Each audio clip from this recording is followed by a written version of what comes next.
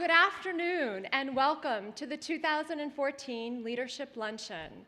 My name is Jennifer Lockwood-Shabat and I am truly honored to stand with you today as President and CEO of Washington Area Women's Foundation.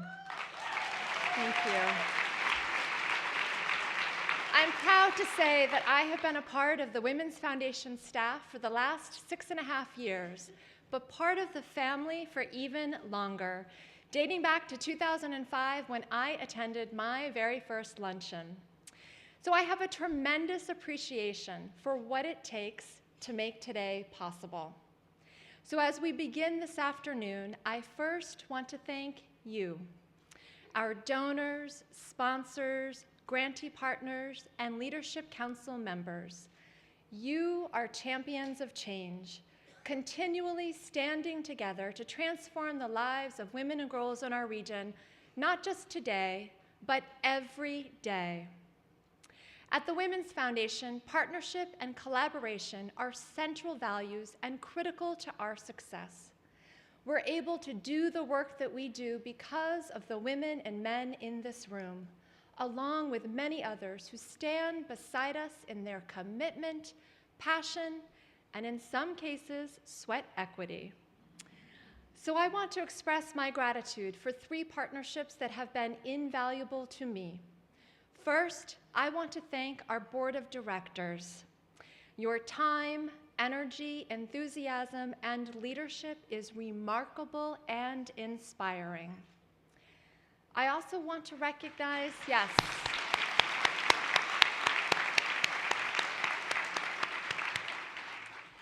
I also want to recognize the legacy of leadership that has come before me. Nikki Gorin, Phyllis Caldwell, and Ann Mosley.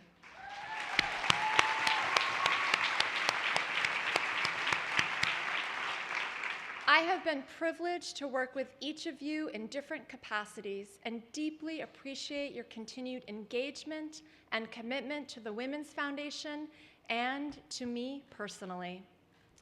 And finally, last but not least, I want to thank the staff.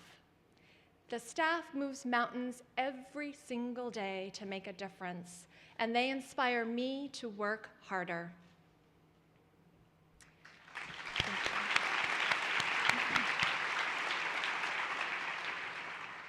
Here, now, for her is this year's luncheon theme. I hope as you thought about coming today, you also took a moment to reflect on what this means to you. Why are you here now in this moment? Who is the her in your life who has touched you profoundly or whose life you have touched? For me, this theme is deeply personal.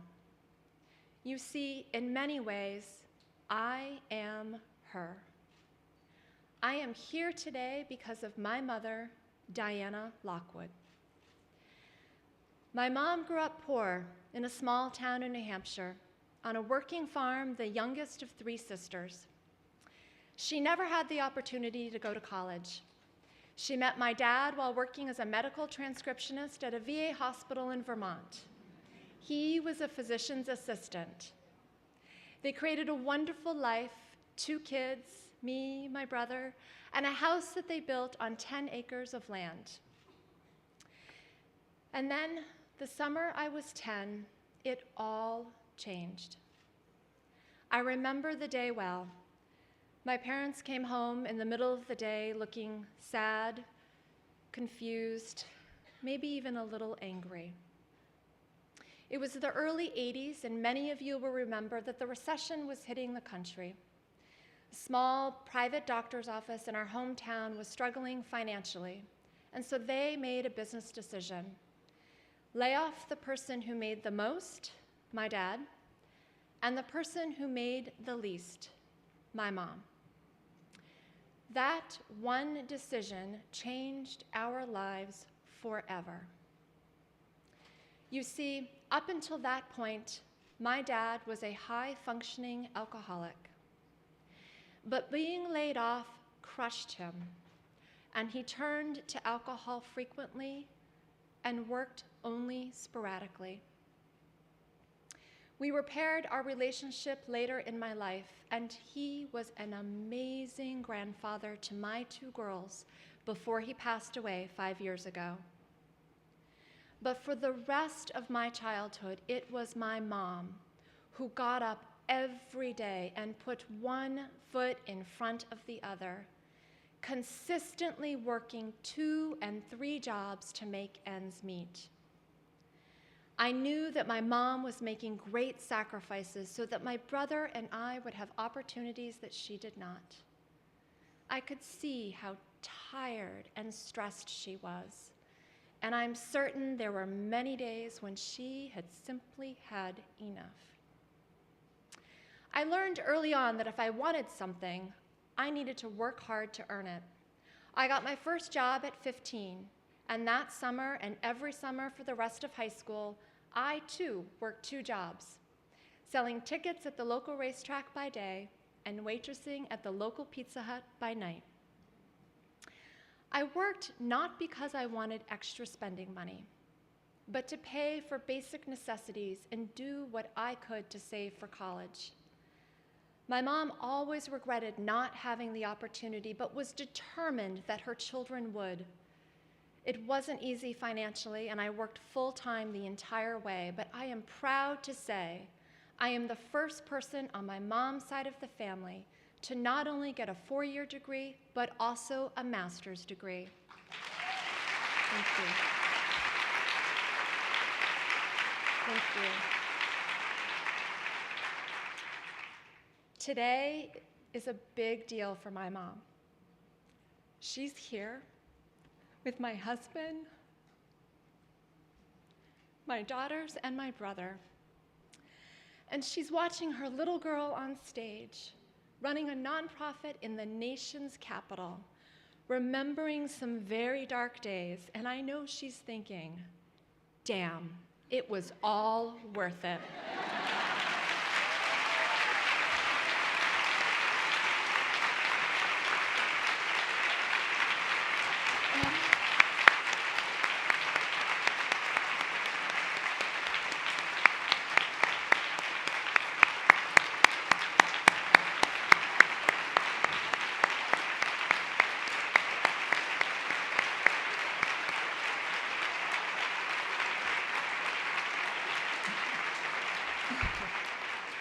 So she's totally mortified right now. What did you just say? No, she'll get me later. So I do what I do because of her. I have devoted my career to working on behalf of low-income women and their families because I want her to know that the investment she made in me, all of her sacrifices, were not in vain. And now that I'm a mother, I have a new, more profound understanding of what she did. And I know as I strive to make a better life for my daughters, I am paying forward what my mother has given me. But my story is just one story. There are many, many others. Thousands of women who do all they can to ensure their children and families can step beyond their own experiences and limitations to live their dreams and achieve their potential. But sometimes, working hard and having a dream is not enough. Sometimes the deck is stacked against you. There are more than 200,000 women and girls living in poverty across the Washington metropolitan region. Sadly, that statistic hasn't changed significantly in recent years, particularly in light of the recession and what has now become a slow and prolonged recovery for those most in need. That stat also doesn't capture the additional 250,000 women and girls who are living just above the poverty line, but certainly aren't earning enough to make ends meet. As frustrating as these numbers are, and as impatient as we all are for change, we have to remember that most women in our community didn't suddenly fall into poverty. It's multi-generational. And just as it didn't happen overnight, it won't be resolved overnight. What does it take to move women and girls from a place of economic vulnerability to security? The answers to that question and the issues our region faces are complex, but now is the time to stand firm in our commitment, craft a bold vision, and redouble our efforts so that future generations of girls can achieve their dreams. That's why we launched an innovative two-generation initiative to work with middle school-age girls and their female caregivers, whether that's a mother, a grandmother, or another woman responsible for guiding and shaping that girl. You all remember what it was like to be in middle school. It's a difficult transition under the best of circumstances. As girls develop into young women, there are clear and critical markers that can either support or challenge their future economic security. Our goals for investing in girls are to support high school completion, develop self-esteem, encourage positive choices, and empower them as social change agents. Our goals for investing in women are to obtain jobs with family-sustaining wages and benefits, support increased financial capability, and provide the foundational skills that allow them to break the cycle of poverty for their children. In the past year, we've been proud to partner with College Success Foundation, DC Promise Neighborhood Initiative, and YWCA National Capital Area to help forge collaborations and creative thinking on ways to serve both middle school-age girls and their female caregivers with programming that meets their individual needs while also bringing them together so that they can support one another on this journey. This work will first launch in Ward 7, but our goal is to expand the two-generation work across the region so that the 53,000 girls currently living in poverty can have a brighter future. The two-generation strategy actually builds and expands upon a decade of investments in our community that have focused on low-income women and women-headed families specifically. Through our grant-making program, Stepping Stones, we have invested more than $7 million. That investment has helped over 10,000 women increase their income and assets by $45 million through higher wages,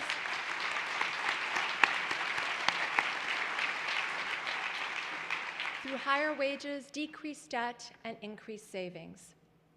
Yes, these are impactful outcomes, but I believe we need to think bigger. We are capable of doing more.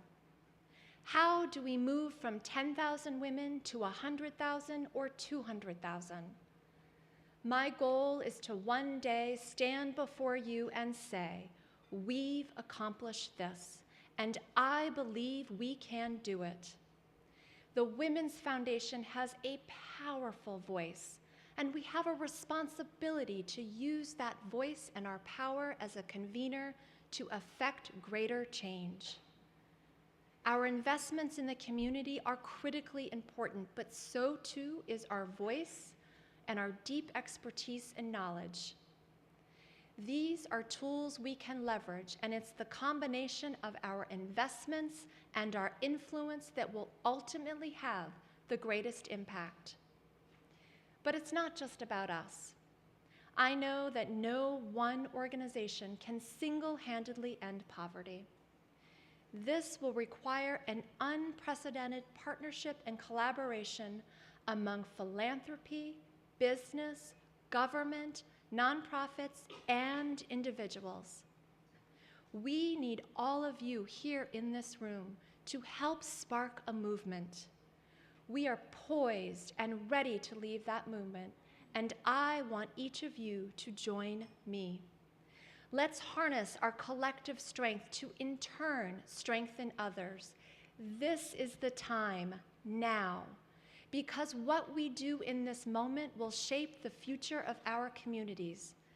There are thousands of women and girls who need us now more than ever. Each one of them has hopes and dreams, and they deserve the opportunity to reach their full potential. Stand with us, here, now, for her. Thank you.